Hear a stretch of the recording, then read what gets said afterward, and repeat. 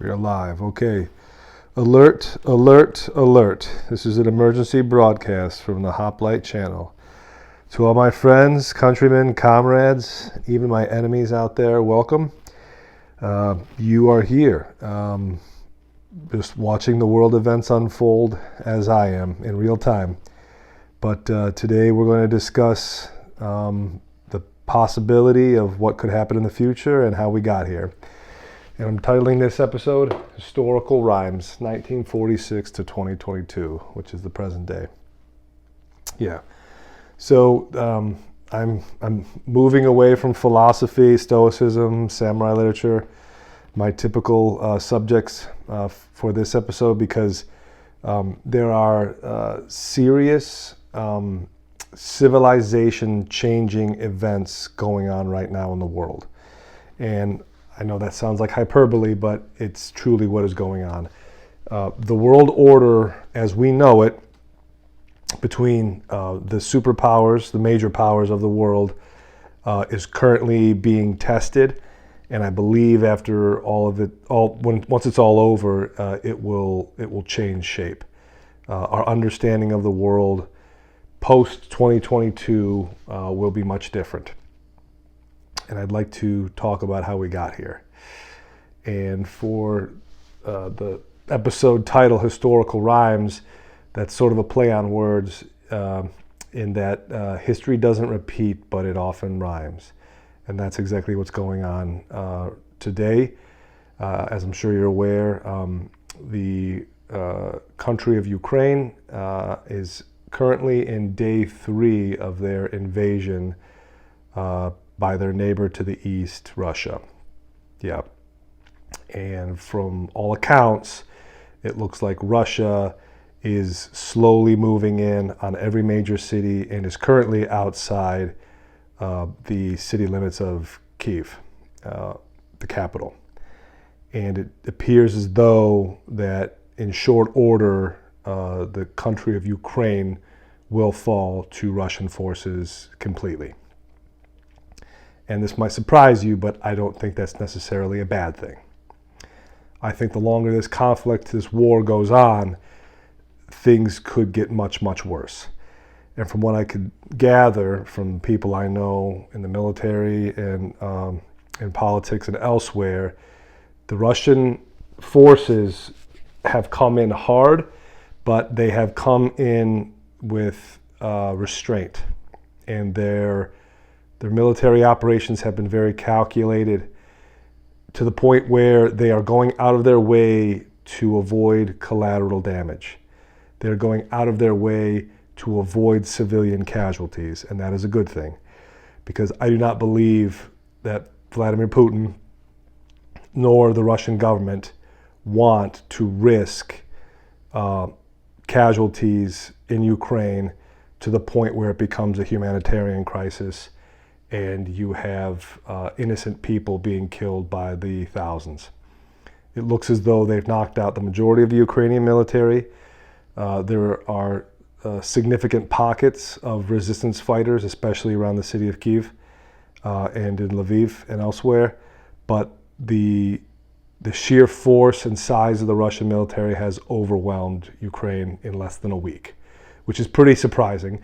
But I have to admit, I did not believe that Russia would invade Ukraine, at least not in the immediate sense. I believe that the exercises, once they had completed, was just Russia doing a show of force, intimidation.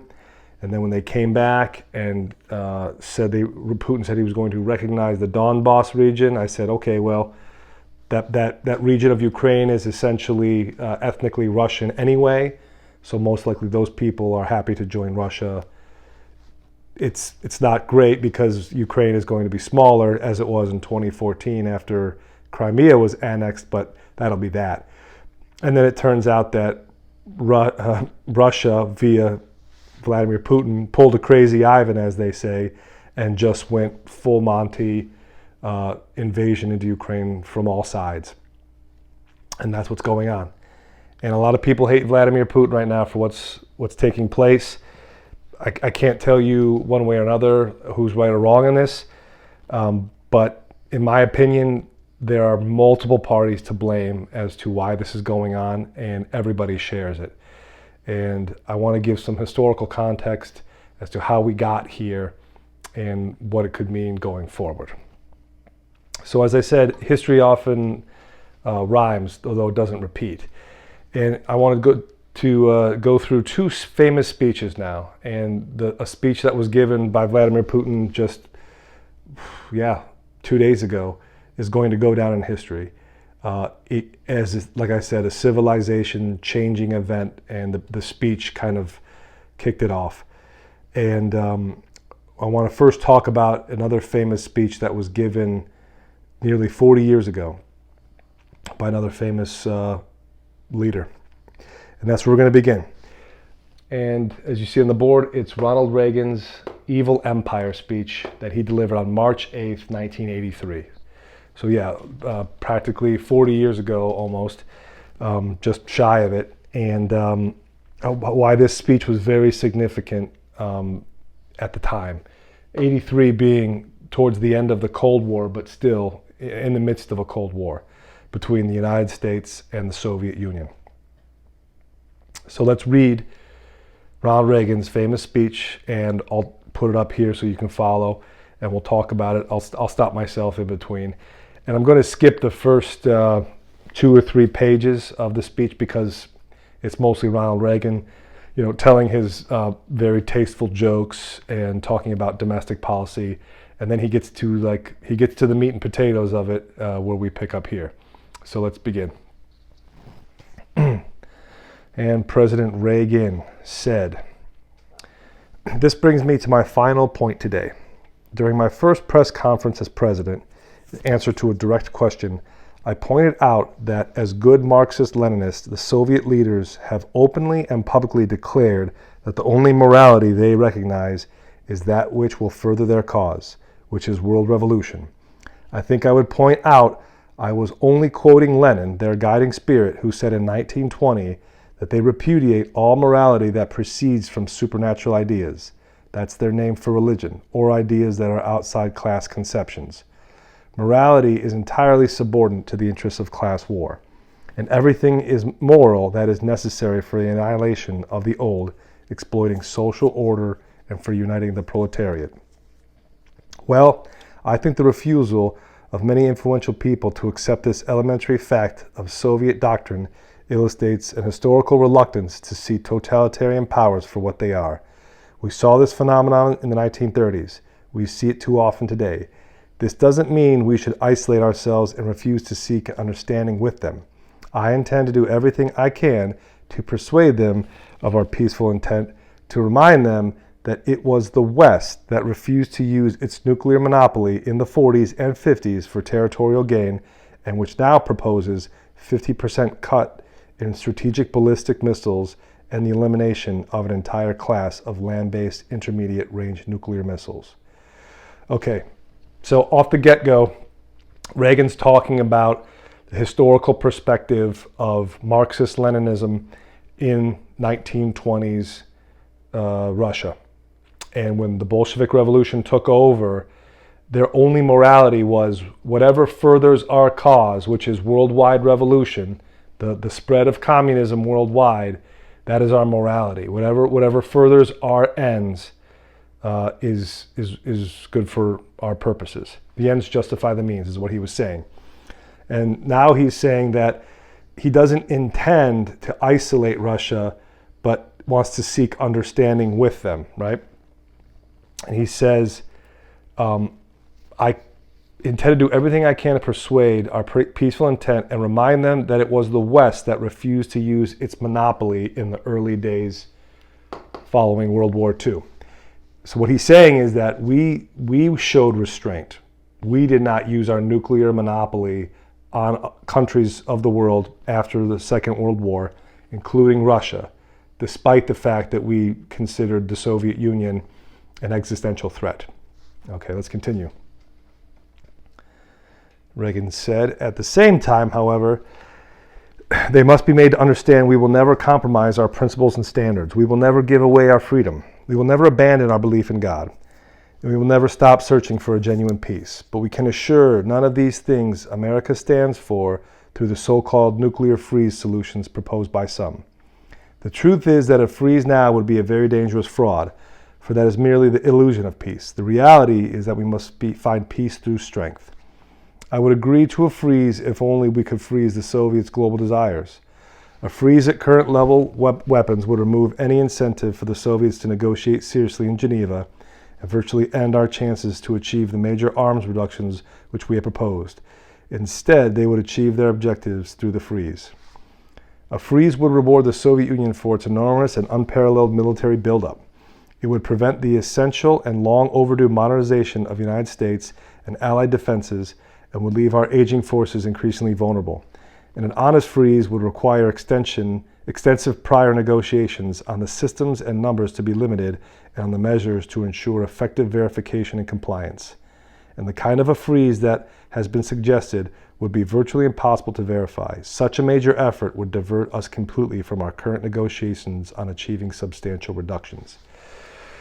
So, he's talking about nuclear disarmament or reduction. He's not talking about a freeze because he says there's no way to verify a freeze. There's no way that the Soviet Union will trust the United States has frozen its nuclear weapons program, and there's nothing that they can be assured of that will guarantee the Soviets have frozen theirs. So what he's saying is that the West must maintain its nuclear program because the Soviet Union is building up forces. And by building up forces, they still remain a threat.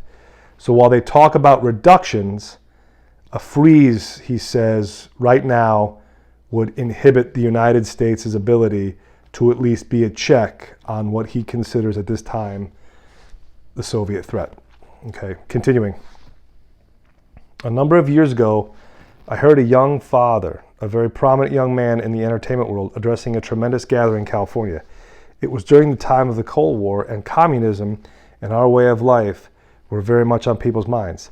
And he was speaking to that subject. And suddenly, though I heard him saying, "I love my little girls more than anything," and I said to myself, "Oh no, don't. You can't. Don't say that." But I had underestimated him. He went on, "I would rather see my little girls die now, still believing in God, than have them grow up under communism and one day die no longer believing in God." There were thousands of young people in that audience. They came to their feet with shouts of joy. They had instantly recognized the profound truth in what he had said with regard to the physical and the soul and what was truly important. Yes, let us pray for the salvation for all those who live in that totalitarian darkness. Pray they will discover the joy of knowing God.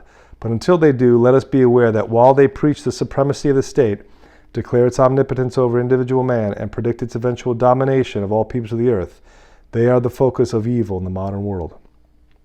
It was C.S. Lewis who, in his unforgettable Screwtape letters, wrote, "The greatest evil is not done now in those sordid dens of crime that Dickens loved to paint. It is not even done in concentration camps and labor camps. In those we see its final result. But it's conceived and ordered, moved, seconded, carried, and minuted, in clear, carpeted, warmed, and well-lit offices by quiet men with white collars and cut fingernails and smooth-shaven cheeks who do not need to raise their voice." Well, because these quiet men do not raise their voices, because they sometimes speak in soothing tones of brotherhood and peace, because, like other dictators before them, they're always making their final territorial demand, some would have us accept them at their word and accommodate ourselves to their aggressive impulses. But if history teaches anything, it teaches that simple-minded appeasement or wishful thinking about our adversaries is folly. It means the betrayal of our past, the squandering of our freedom. Okay, he's getting pretty heavy here. This is getting intense. Reagan's talking about the difference between the God-fearing West and the state-worshiping East. He's drawing this equivocation between freedom and prosperity and love of God in the West and ambition, dictatorial rule, and statehood over God and man. He's drawing this line. And this was essentially the mindset of America during the Cold War, was that Soviet Union represents everything we fought against in World War II. and it's growing. We represent the alternative, which is love of God, love of man, communion with all living things, and freedom and order. The Soviet Union, I do not believe for 1 second, appreciated this equivocation between them and the darkness. And they were paying attention. This is where the Soviet Union, I believe, started to understand that the struggle between their civilization and Western civilization was being seen in the West as a battle of good and evil. And when you start to regard your opponents as the representatives of evil, it's very hard to find anything redeeming about them. Let's continue. Reagan said, "So I urge you to speak out against those who will place the United States in a position of military and moral inferiority. You know I've always believed that old Screwtape reserved his best efforts for those of you in the church. So in your discussions of the nuclear freeze proposals, I urge you to beware the temptation of pride, the temptation of blithely declaring yourselves above it all and label both sides equally at fault. To ignore the facts of history and the aggressive impulses of an evil empire. To simply call the arms race a giant misunderstanding and thereby remove yourself from the struggle between right and wrong and good and evil. I ask you to resist the attempts of those who would have you withhold your support for our efforts, this administration's efforts, to keep America strong and free, while we negotiate real and verifiable reductions in the world's nuclear arsenals and one day, with God's help, their total elimination. While America's military strength is important, let me add here that I've always maintained that the struggle now going on for the world will never be decided by bombs or rockets, by armies or military might. The real crisis we face today is a spiritual one. At root, it is a test of moral will and faith." Whittaker Chambers, the man whose own religious conversion made him a witness to one of the terrible traumas of our time, the Hiss Chambers case, wrote that the crisis of the Western world exists to the degree in which the West is indifferent to God, the degree to which it collaborates in communism's attempt to make man stand alone without God. And then he, for Marxism-Leninism, is actually the second oldest faith, first proclaimed in the Garden of Eden when the words of temptation, "Ye shall be gods." The Western world can answer this challenge, he wrote, but only provided that its faith in God and the freedom he enjoins is as great as communism's faith in man. I believe we shall rise to the challenge. I believe that communism is another sad, bizarre chapter in human history whose last pages even now are being written. I believe this because the source of our strength is the quest for human freedom, and not material, but is spiritual. And because it knows no limitation, it must terrify and ultimately triumph over those who would enslave their fellow man. For in the words of Isaiah, "He giveth power to the faint, and to them that have no might he increased strength. But they that wait upon the Lord shall renew their strength. They shall mount up with wings as eagles. They shall run and not be weary." Yes, change your world. One of our founding fathers, Thomas Paine, said, "We have it within our power to begin the world over again. We can do it, doing together what no one church could do by itself." God bless you and thank you very much. Okay. Right. So he talks about Isaiah from the Bible. He invokes the founding fathers, Thomas Paine. And he talks about Whittaker Chambers during I think Alger Hiss, the Hiss Chambers case, where there was the Red Scare. And he makes no bones about it. He draws the equivocation between the Soviet Union and the West, particularly the United States, as a battle between good and evil. We stand with God. We wait upon the Lord. The Soviet Union enslaves their fellow man and looks upon the state as their God, which is evil. And he makes the claim that the evil empire. Russian people were getting transcripts of this speech and reading it, and understood that now the West regarded this battle between their two countries, their governments, as good and evil as far as the West would see it. And that went into history books. What happens shortly thereafter? Well, on Christmas Day, right, the birth of Jesus Christ, 1991, Soviet Union officially fell. And it was through, for many reasons, but primarily economically and politically, the Soviet Union could no longer maintain itself. The Baltic states, the satellite countries in Eastern Europe broke away. They became independent nations, and Russia as a country was reestablished. The Russian Federation came later, but Russia was reestablished after this fall. And I remember as a kid seeing, all the celebrations on TV, people dancing on top of the wall in Germany and hitting it with a hammer and a pickaxe. And as a kid, like when you see things on TV that are real, you kind of equate them to movies you enjoy. And I thought it was like the happy ending of some kind of movie. I didn't really get the significance of it because I wasn't even a teenager yet. So that brings us to present day. The Soviet Union fell. Russia was reestablished. And now we have Vladimir Putin with the unilateral agreement of the entire Russian Defense Ministry, the Kremlin supporting him. They're invading Ukraine. And Ukraine broke away from the Soviet Union in 91. And it was an independent country from there till today. But who knows if that will last. How did we get from Reagan's evil empire speech to the fall to the invasion today? So to explain that, we're going to read the words of the man himself that he spoke not even 2 days ago. And we're going to try to parse out between Reagan's speech and Putin's speech what went wrong. And this speech by Putin, as I said 2 days ago, was given, and it's now known as the Empire of Lies speech.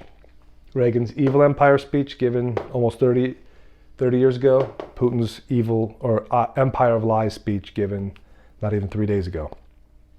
Okay. And President Putin said, this will be a little bit longer. Citizens of Russia, friends, I consider it necessary today to speak again about the tragic events in Donbass and the key aspects of ensuring the security of Russia. I will begin with what I said in my address on February 22nd, 2022. I spoke about our biggest concerns and worries, and about the fundamental threats which irresponsible Western politicians created for Russia consistently, rudely and unceremoniously from year to year. I am referring to the eastward expansion of NATO, which is moving its military infrastructure ever closer to the Russian border. It is a fact that over the past 30 years, we have been patiently trying to come to an agreement with the leading NATO countries regarding the principles of equal and indivisible security in Europe. In response to our proposals, we invariably faced either cynical deception and lies or attempts at pressure and blackmail, while the Northern Atlantic Alliance continued to expand despite our protests and concerns. Its military machine is moving and, as I said, is approaching our very border. Why is this happening? Where did this insolent manner of talking down from the height of their exceptionalism, infallibility, and all permissiveness come from? What is the explanation for this contemptuous and disdainful attitude to our interests and absolutely legitimate demands? The answer is simple. Everything is clear and obvious. In the late 1980s, the Soviet Union grew weaker and subsequently broke apart. That experience should serve as a good lesson for us because it has shown us that the paralysis of power and will is the first step towards complete degradation and oblivion. We lost confidence for only one moment, but it was enough to disrupt the balance of forces in the world. As a result, the old treaties and agreements are no longer effective. Entreaties and requests do not help. Anything that does not suit the dominant state, the powers that be, is denounced as archaic, obsolete, and useless.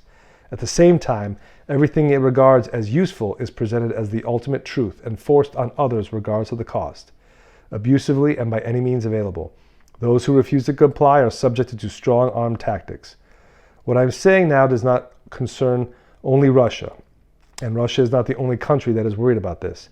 This has to do with the entire system of international relations and sometimes even U.S. allies. The collapse of the Soviet Union led to a redivision of the world and the norms of international law that developed by that time. And the most important of them, the fundamental norms that were adopted following World War II and largely formalized its outcome, came in the way of those who declare themselves the winners of the Cold War. Okay, so going back to Reagan's speech, he was speaking of the fact that the Soviet Union only knows one thing, and that's the expansion of its power, the enlargement of its military force, and the spread of worldwide Marxist-Leninism, communism. And that the United States stood in opposition to this and stood on the side of freedom, of peace, of love, of God. Putin is saying here that the NATO allies, and in particular the United States, declared themselves the winners of the Cold War. And it's true that they did win. He said the Soviet Union collapsed, we faltered, and ever since then we've been debased, we've been ridiculed, we've been pushed around. We've been talked to deceptively, and they have talked down to us from their heights. And this has been an insult, because now he says that the world order has been drawn up however the NATO allies decide it will be drawn up, and that the United States now poses this risk by forcing its borders, right, enlarging its military, expanding its presence further and further east, which would be closer to Russia. So now it appears the shoe is on the other foot, is what he's saying. Okay, let's continue. Of course, practice, international relations, and the rules of regulating them had to take into account the changes that took place in the world and in the balance of forces. However, this should have been done professionally, smoothly, patiently, and with due regard and respect for the interests of all states and one's own responsibility. Instead, we saw a state of euphoria created by the feeling of absolute superiority, a kind of modern absolutism, coupled with the low cultural standards and arrogance of those who formulated and pushed through decisions that suited only themselves. The situation took a different turn. There are many examples of this. First, a bloody military operation was waged against Belgrade within the UN Security Council's sanction, but with combat aircraft and missiles used in the heart of Europe. The bombing of peaceful cities and vital infrastructure went on for several weeks. I have to recall these facts because some Western colleagues prefer to forget them. And when we mention the event, they prefer to avoid speaking about international law, instead emphasizing the circumstances which they interpret as they think necessary. Then came the turn in Iraq, Libya, and Syria. The illegal use of military power against Libya and the distortion of all UN Security Council decisions on Libya ruined the state, created a huge seat of international terrorism, and pushed the country towards a humanitarian catastrophe, into the vortex of a civil war, which has continued for years. The tragedy, which was created for hundreds of thousands and even millions of people, not only in Libya but in the whole region, has led to a large-scale exodus from the Middle East and North Africa to Europe. A similar fate was also prepared for Syria. The combat operations conducted by the Western coalition in that country without the Syrian government's approval or UN Security Council sanction can only be defined as aggression and intervention. Okay, as I said, Putin sees the shoe being on the other foot now. Now it is Russia that is trying to keep the US and the NATO countries from creating worldwide chaos in far-flung places like Libya, Syria, and Iraq. And it was only through Russia's intervention in Syria that a catastrophe was avoided there, such as what happened in Libya, which of course was the Arab Spring in 2011, which was an unmitigated disaster. And who knows if that region will ever be fixed. It definitely won't be coming from a Western power to fix that. But he is saying now the shoe's on the other foot. Now Russia is trying to keep the spread of chaos being fomented by the West and the NATO allies from spreading further and essentially having ripple effects and consequences for Europe.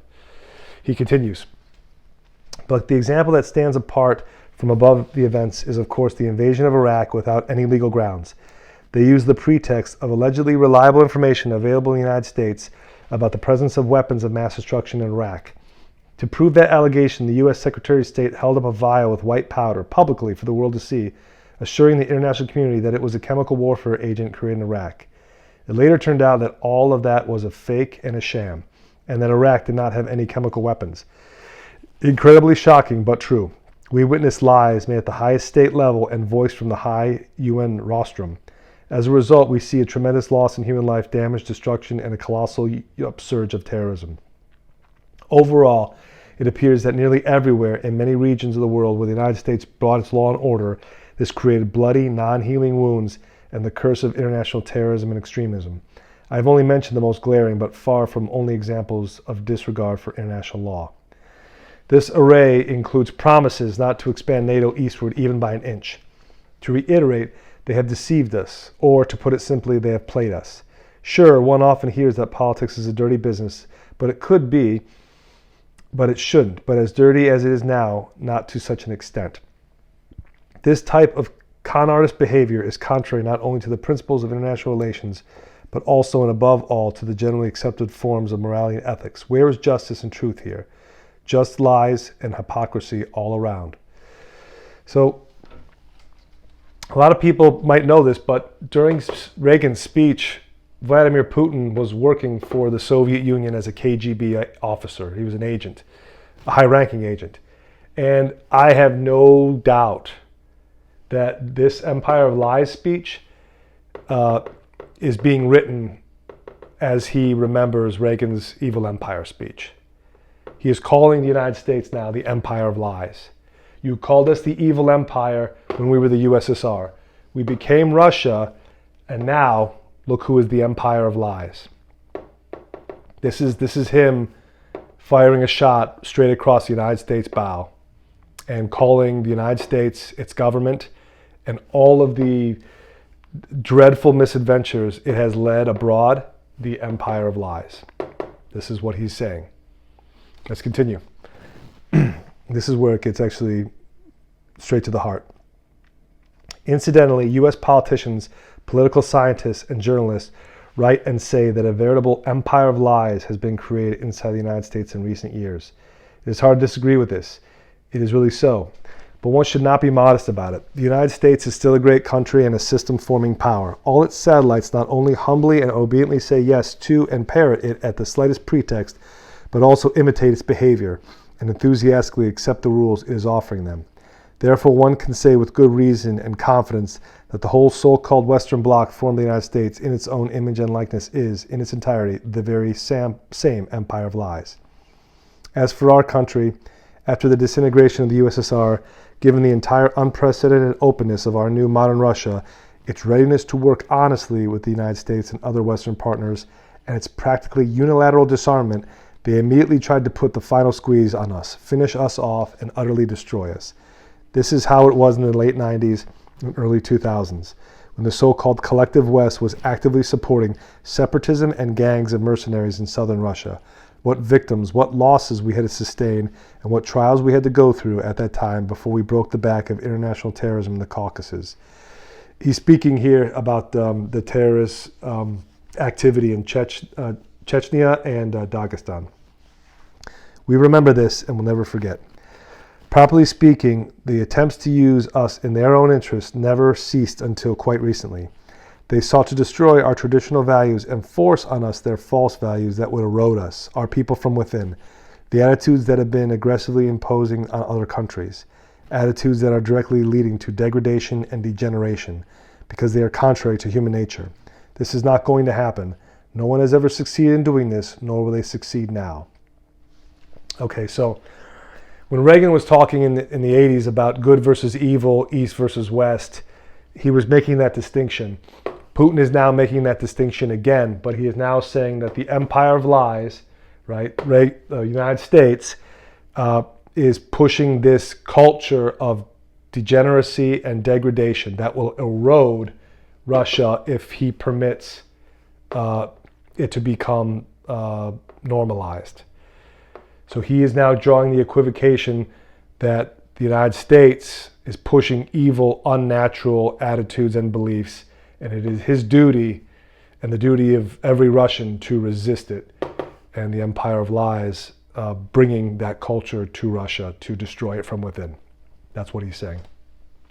Okay, continuing.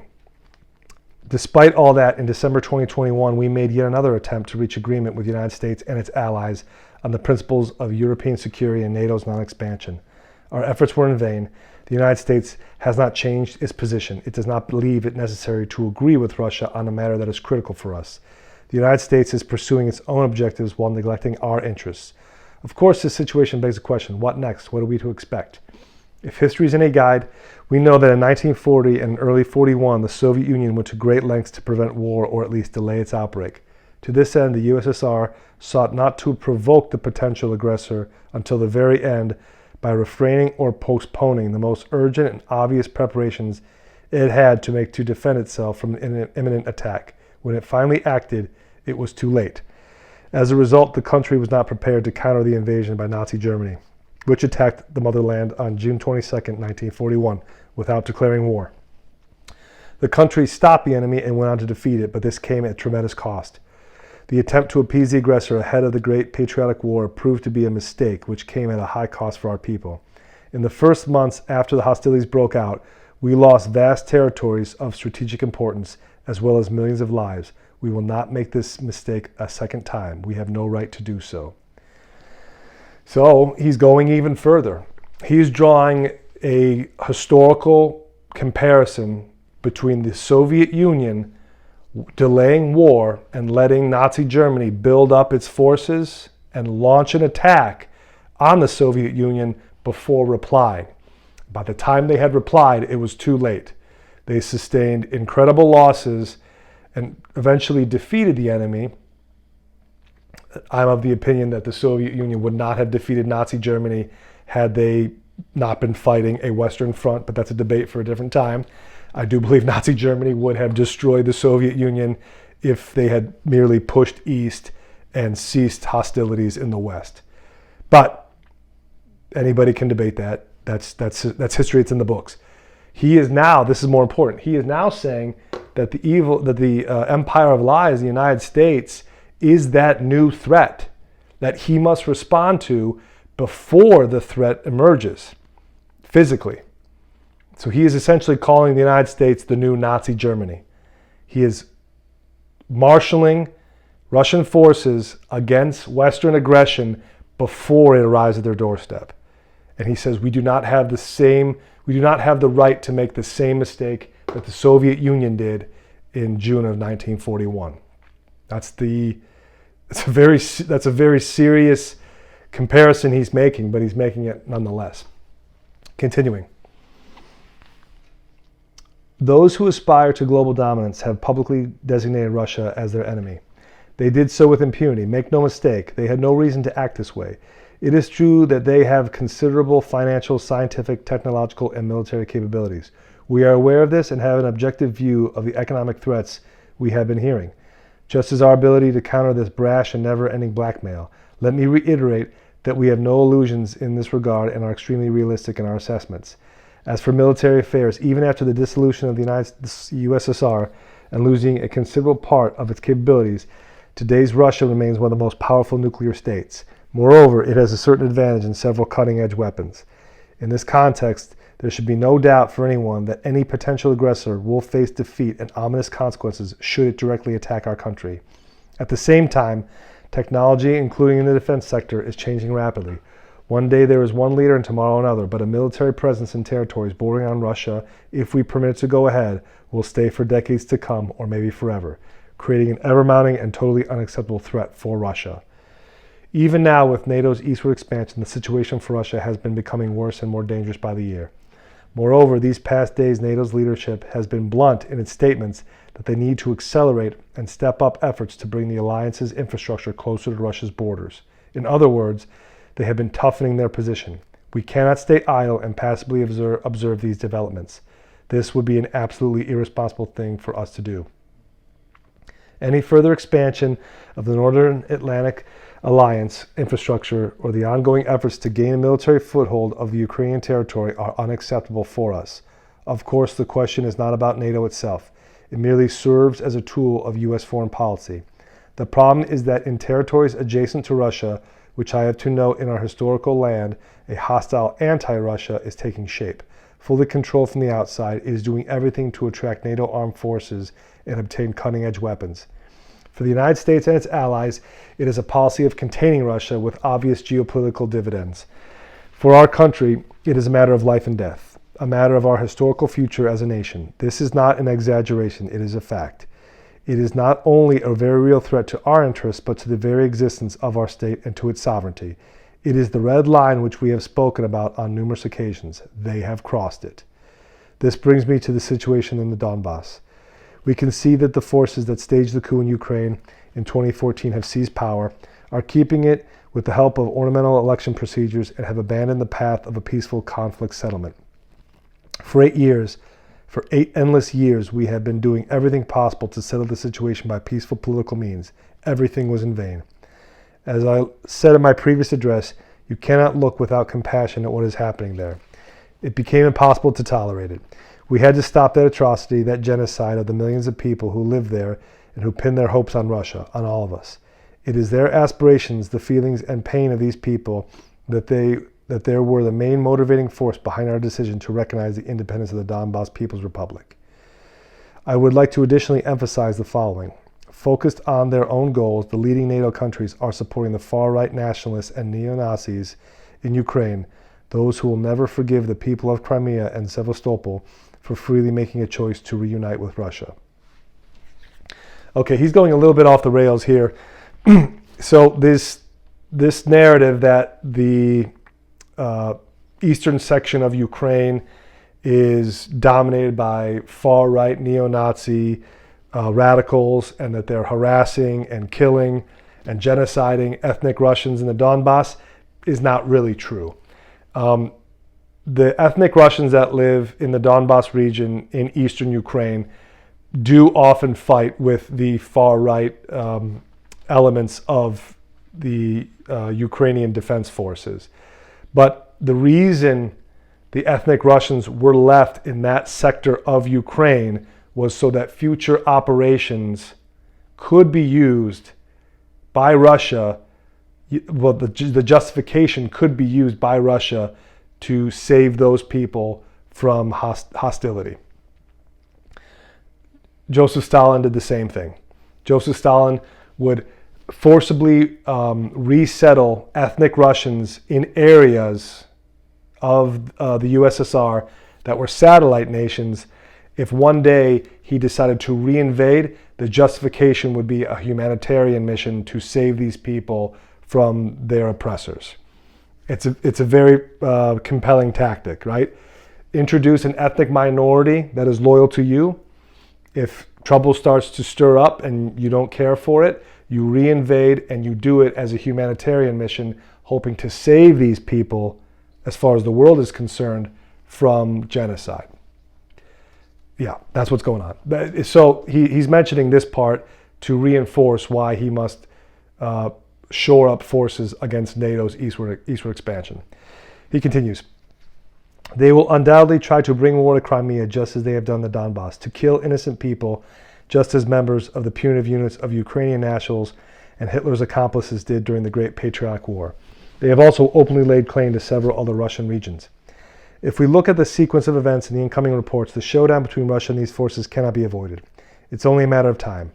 They are getting ready and waiting for the right moment. Moreover, they went as far as to aspire to acquire nuclear weapons. We will not let this happen.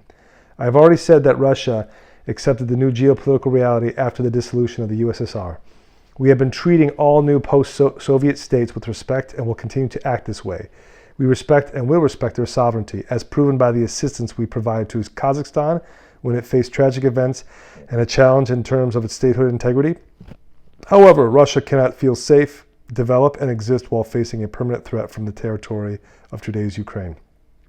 Let me remind you that in between 2000 and 2005, we used our military to push back against terrorists in the Caucasus and stood up for the integrity of our state. We preserved Russia. In 2014, we supported the people of Crimea and Sevastopol. In 2015, we used our armed forces to create a reliable shield that prevented terrorists from Syria from penetrating Russia. This was a matter of defending ourselves. We had no other choice. The same is happening today. They did not leave us any other option for defending Russia and our people, other than the one we are forced to use today. In these circumstances, we have to take bold and immediate action. The People's Republic of Donbass have asked Russia for help. In this context, in accordance with Article 51 of the UN Charter, with permission of Russia's Federation Council, and execution of the treaties of friendship and mutual assistance with the Donetsk People's Republic and the Lugansk People's Republic, ratified by the Federal Assembly on February 22nd, I made a decision to carry out a special military operation. The purpose of this operation is to protect people who for 8 years now have been facing humiliation and genocide perpetrated by the Kyiv regime. To this end, we will seek to demilitarize and denazify Ukraine, as well as bring to trial those who perpetrated numerous bloody crimes against civilians, including against citizens of the Russian Federation. It is not our plan to occupy the Ukrainian territory. We do not intend to impose anything on anyone by force. At the same time, we have been hearing an increasing number of statements coming from the West that there is no need anymore to abide by the documents setting forth the outcomes of World War II, as signed by the totalitarian Soviet regime. How can we respond to that? The outcomes of World War II and the sacrifices our people had to make to defeat Nazism are sacred.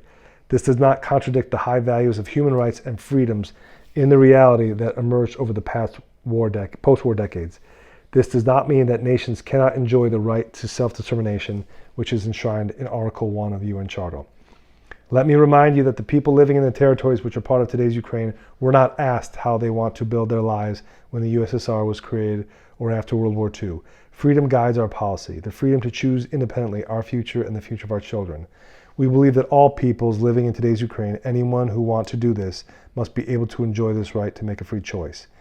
In this context, I would like to address the citizens of Ukraine. In 2014, Russia was obliged to protect the people of Crimea and Sevastopol from those who you yourself call Nats. The people of Crimea and Sevastopol made their choice in favor of being with their historical homeland, Russia, and we supported their choice. As I said, we could not act otherwise. The current events have nothing to do with a desire to infringe on the interests of Ukraine and the Ukrainian people. They are connected with the defending of Russia from those who have taken Ukraine hostage and are trying to use it against our country and our people.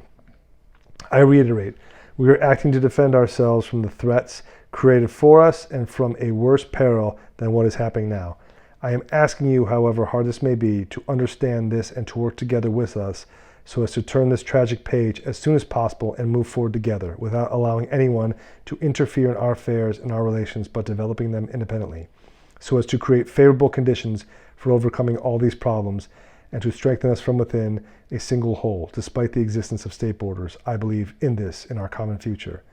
I would also like to address the military personnel of the Ukrainian Armed Forces. Comrade officers, your fathers, grandfathers, and great-grandfathers did not fight the Nazi occupiers and did not defend our common motherland to allow today's neo-Nazis to seize power in Ukraine.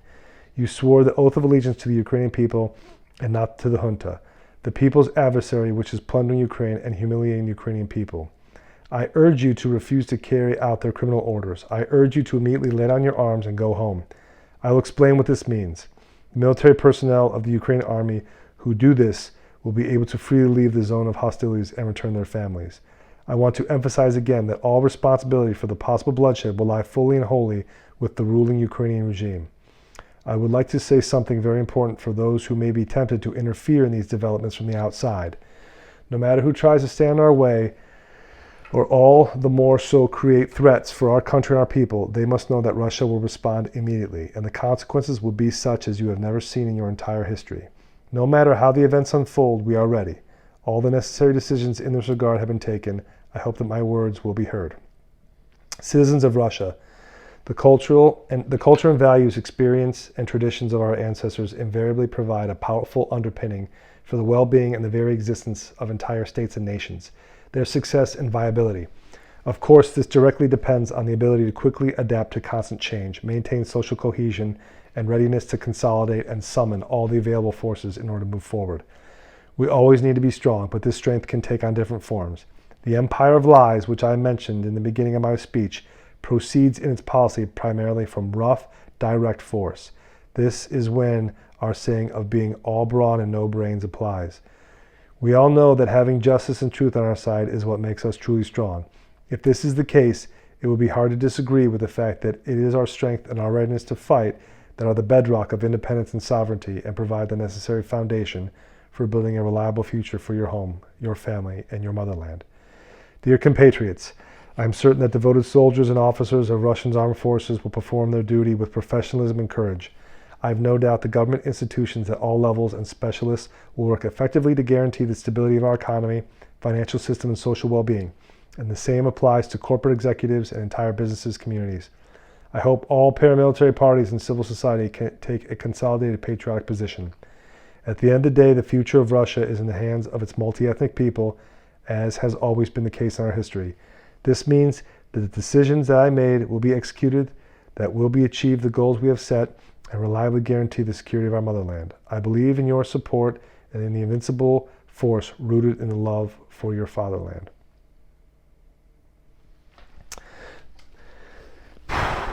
Yeah, so that's about as powerful a speech as we have ever heard out of the state of Russia. And Putin gave it. And I think the young man with Putin was, he was probably 32 years old when Reagan gave this speech, and he remembered it. And when he became president in the year 2000, I think he's been waiting literally 22 years to give that speech I just read. And it comes down to this. The United States and the Western allies have taken their position in the world for granted for too long. We were the world's superpower. Post-World War II, we shared it with the Soviet Union. Post-1991, we enjoyed it exclusively. Russia had to eat crow for a long time. And suffice it to say, Putin believes, and a lot of people would agree, that the United States has abused its position for too long and is now encroaching upon Russia's territory to the point where it can no longer sit idly by. I personally want to apologize to the people of Ukraine on behalf of the United States of America. Our government led you down this path. Our government led your government to believe that you would become part of NATO. Our government led your government to believe that they would one day be entitled to nuclear weapons, and that if Russia ever came knocking, the entire coalition forces of NATO would come to Ukraine's aid and stop them. This is not going to happen. They lied to your government lied to you, and now you're caught in the middle. It is Saturday, 9:30 in the evening, and my president, Joseph Biden, is at his home in Wilmington, Delaware right now, while your country teeters on the brink of collapse. That's a fact. My president is at his home, away from the White House, away from the Pentagon, probably sitting on his sofa in his living room, watching whatever crap is on TV. He does not care about you and your people. None of the Western powers do. They are going to sanction Russia. They are going to promise you more things. But in the end, Vladimir Putin, as I've read that speech, is determined. He is going to take Ukraine. He is going to replace your government. He's going to remove Zelensky, and he's going to install a government that will be friendly, let's say, to him and the Kremlin. And that's all there is to it. And he wants Ukraine to remain the buffer state that it was between him and NATO. And this was all avoidable if the United States and the Western powers had kept that peace and had maintained that. But because they didn't, because we became too arrogant, and because we told enough lies, it caught up with us. And like I said, I apologize on behalf of the American people. We never wanted this for you. And I'm praying that Putin gets his way sooner rather than later, because the longer this goes on, the worse it's going to be for everybody. And there's an old adage that it's valiant and brave to die in battle for a just cause. But sometimes that day needs to be put off. And if you can live to fight another day, then that's caution. And caution is sometimes the better half of valor. And that's what I'm hoping the Ukrainian people will do. because it's clear that Putin is not going to let this go. I read that speech, and he's committed, and the entire Russian government's behind him. The Russian people might not support it, but they've made up their minds. And this is what's happening now. Putin is drawing the distinction between the West and Russia, and now he has decided we stand on the side of freedom. We stand on the side of good. And the empire of lies, the United States, goes no further. And this is where we are. And I think going forward now, Russia is going to ascend in its boldness, in its ability to move world events in a much more aggressive manner than it has previously. And so will China.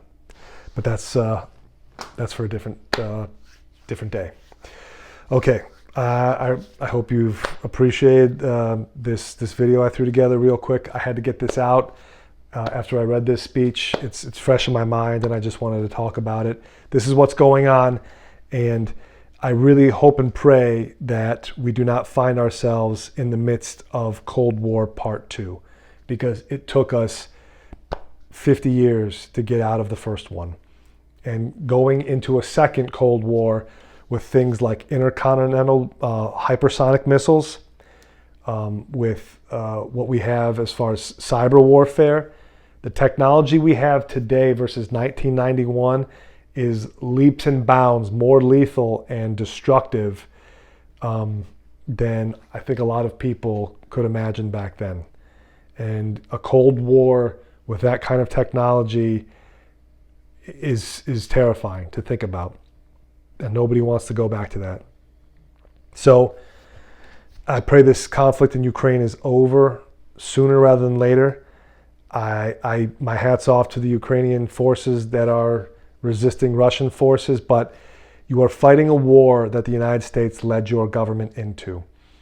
And they are not coming to help you, and it's a shame. And I really hope in the future the people of Ukraine understand what happened post-1991 and how the NATO forces lied you into this conflict and you were sandwiched in the middle. And they treated you like pawns. It's terrible. Okay. On that note, I appreciate everyone watching. Say a prayer for the people of Ukraine.